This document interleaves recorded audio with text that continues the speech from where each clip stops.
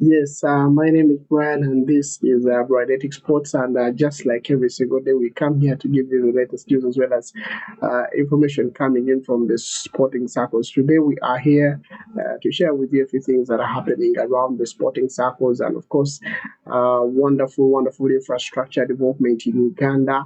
And it is a little bit of a worry to Kenya because it has been so much of a financial gain to them. The Etienne High Altitude Center has been so much of what, of course, Kenya can use as something that they've been holding on to, especially in the athletics circles. It's one of the reasons why we have some of the best and world champions in Kenya, and it is one thing that Uganda is trying to emulate. Of course, we've had our success of our own, having the likes of the Kiplimos, the Kipsiros of this world, the Cheptegei of this world, as well as the Dokas and Zikus of this world. And it is something that we've earned through struggles. We've had a lot of athletes going all the way to Kenya for this high altitude training, and they've tried, of course, to cope up with what really comes with the demands. The reason why, of course, a lot of people are so much obsessed with the high altitude centers is nothing unique. It's just something very basic. The high altitude centers, the rate at which your heart really beats, and the rate at which, because there is less oxygen up there, so the rate at which your heart beats and the rate at which you really have to negotiate all the challenges that come with breathing really give these players a little bit, all these runners, a little bit of enhanced performance. People who train a little bit more in high altitude centers learn how to control their breath. They learn how to control their breathing, their pacing, and all that stuff because there's a lot of energy that you use, and usually the oxygen is not enough. So there's a lot of things that come, technicalities that come with, training at a high altitude center. For Kenya, it has always been sports tourism to them because we have a lot of runners from around the world, including the likes of Mo Farah, a lot of runners from Italy, from Turkey, and all their countries of the world going all the way and camping there for over 4 or 5 months. Just really to get a taste of the medicine. And of course, Etienne, as a place in Kenya, is not just a high altitude center, it is a running city, it is a running community. A lot of people there grow knowing, we need to earn a living from running because of the recent successes that have come, especially from the runners out there. But also they've faced a lot of challenges, and we all know that Kenya has been under scrutiny for a lot of domestic violence that comes in, especially from the runners. We even have a runner from Uganda who was killed by a husband from Kenya. So that has also been the challenge. But we've seen young girls grow. We've seen a lot of agents camp in Kenya because of the money that comes with this racing. Of course, a lot of them taking over like 15% or 20% of their earnings and all that stuff. It has been something that has grown to be a business in Kenya, and here in Uganda. Of course, we've had a lot of success from our runners, but of course, this success has not really come with, it hasn't come cheaply because they have to really sustain themselves. One of the biggest challenges that comes with a place like that high altitude center all the way in Kenya is you need to really survive. And one of the things that you need to work on is your accommodation, your food, the way you're going to be being fed, and all the other things that come in there. So it has been a little bit more expensive. And if we have such a facility here in Uganda, that means that Uganda really will be cutting the costs. Now we need to really emulate Kenya and see how we really come in and gain a little bit of the success from there. And of course, it has been commissioned, like I told you, 6 months before. I think 6 months back, I came and I told you that Uganda was constructing something better, and I gave you a percentage. I think I told you it was like at 95%, and now it has been completed. And the president of Uganda, President Yoweri Museveni, coming out and inaugurating that wonderful facility. And of course, one of the few things that I also didn't like, and he also commented about it, is the substandard work that was done, especially with the accommodation. I really love the president for one thing, that he's very careful when it comes to seeing things. It really has that eye for a lot of errors that people really commit, especially around him. And he came out and talked about how he did like the hostels, and something was a little bit lacking. I was watching the Etienne documentary and seeing what really happens in the Etienne High Altitude Center. They have good hostels, and of course, a lot of them are really aging out, and of course, renovations need to be done. President Museveni came out and talked about how the private sector needs to come in and build hotels, because now Kapchora is not only going to be having a high altitude center, it is going to be having a running community, because people are earning a lot of money from this, and we need to really capitalize on that and see that our players, our young people really earn a living from there. And maybe, you never know, we might overtake Kenya in the region for hosting people, if at all. And I also got to know that our asset is a little bit higher than Kenya's. So that means that the endurance that you need to really have, especially when you are at Kapchora Teryet, it's called Teryet, that is a training center. You need to really have a lot of energy, and it really will help develop Uganda as a nation. Sports tourism, I've always talked about it. We need to really focus on that and see that it happens in there. And of course, that is one of the few good stories that came in from last week. And of course, also in Kenya as well, there's a lot of stories coming in from there. One of them being that, of course, their coach, you remember that he was fired, and a lot of really talk of who will be the next manager for Kenya. And of course, Mr. Hussein Mohammed confirming, that is the FKF president, confirming that Igin Firat has really departed their team under, of course, a mutual consent. And of course, a lot of things have really been signaled, especially a lot of things have been signaled, especially in his reign, and not only his reign, but even in Kenya, the management of football, really, a lot of issues are coming in from there. And of course, I also got to see an interview from Mr.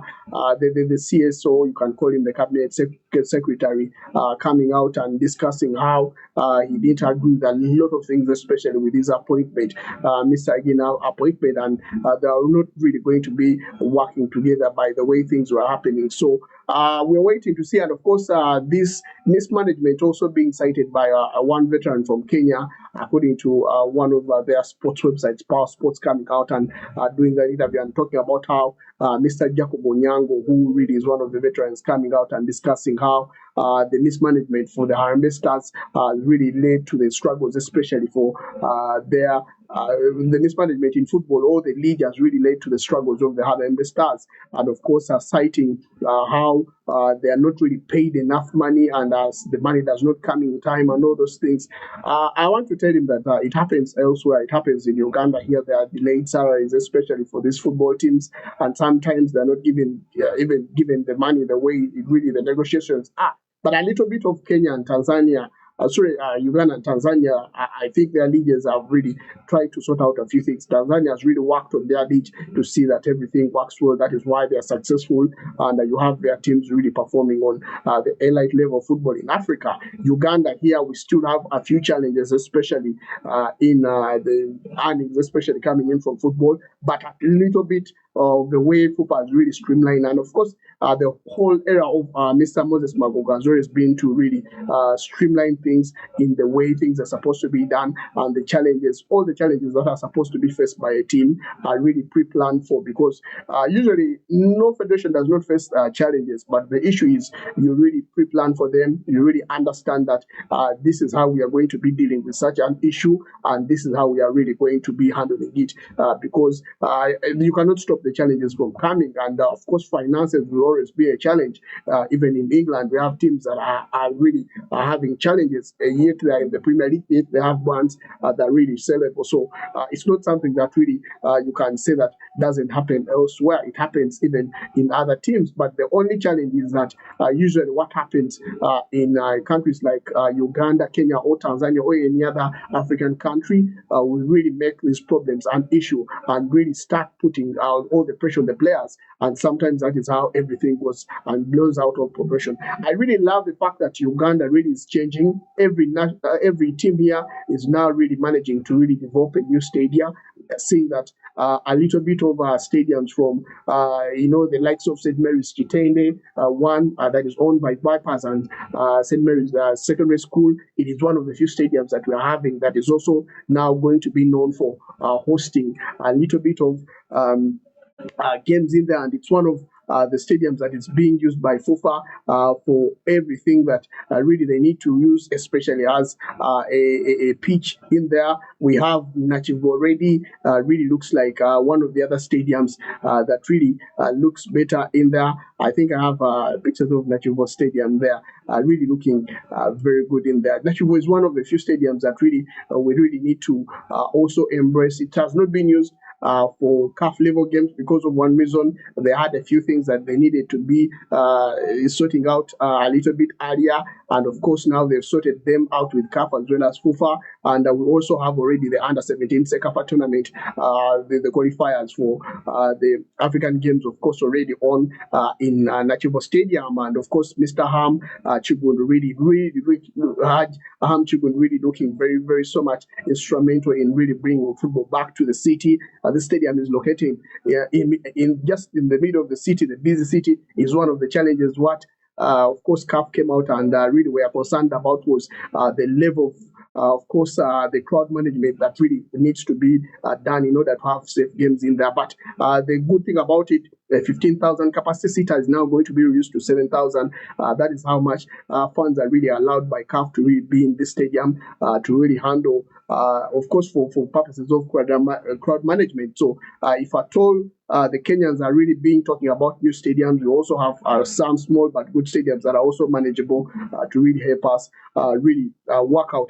It's not the only stadium that is also being worked on. I told you that already we have the Hoima Stadium also being worked on. It's one of the other few stadiums that also looks very, very so much in progress, and it's really, really looking very good. You can see the sights and sound of its construction, and you can see now the stands starting to elevate. So it's also one of the other good stadiums. I talked about the Akibwa Stadium as well. It is also another stadium that is also really taking shape day by day, and it's also really looking like a very good, very good project that is also being undertaken by FUFA as an entity, but also Uganda as a government. Really, really looking forward to having such a facility. So there's a lot that is happening on the local scene, and we are really, really very excited as a nation. And one of the things that I can say is that if at all these stadiums and these facilities are managed very well, then we will have success, especially on the local scene.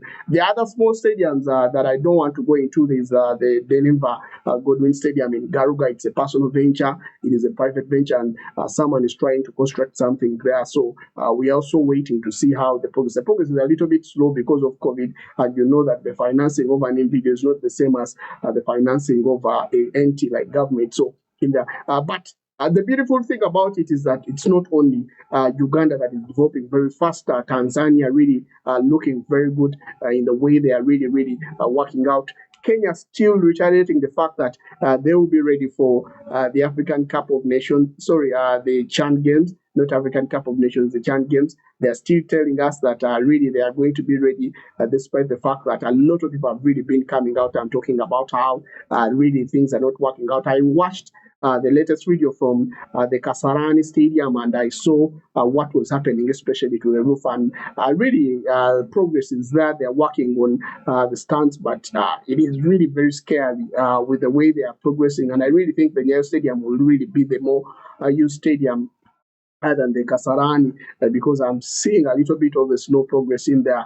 Not slow in progress like the way they are working, but I really think that there is a lot to work on as compared. But I really, I saw CAF retaliating the fact that they are really with Kenya. They really want them to be part of this hosting of the CHAN, because they really need to get prepared for whatever is supposed to be coming their way, especially in regards to the African Cup of Nations 2027. So I'm really seeing we need to just have time. The good thing about it, the government of Kenya and the Federation are all at par, so that really makes it a little bit more easier, because you don't have to have people fighting here and there. You need to have everyone really coming together and discussing the same, talking about the same language, which really is supposed to be helping these two nations come out and host this tournament successfully. So that is all we're expecting to see. But I'm really very grateful. The reason why I'm saying that Kenya really might be overthrown by Uganda, we might really be the next big thing when it comes to sports tourism, because Uganda is really, really taking sports development to a level. And I'm very, very excited seeing the president of Uganda coming out and highlighting a few technical issues in the development of such stadiums. That is why I really like the fact that Suma Group was really given the chance to construct Oima Stadium and not any local, facility in there. Yes, of course, you can say that the Teryet, high altitude center was given to a Chinese company, but the way they give out these bids sometimes is also worrying, because sometimes, people just do a little. I don't want to go into allegations, but the way they give out these bids sometimes is really, really very, very funny. So that is why you see some company as well as Suma are really going to be doing a very good job, because the way and the analysis and everything that was taken in consideration before they were given the right to really construct these stadiums is really, really something that you can say was done in the right way. So we are waiting to see the results, but I really expect something very good from there. Thank you so much for being part of Kinetic Sports. My name is Brian. That is what we had for you for the update for today. God bless you. Stay safe. Enjoy your day. And I should say, bye-bye.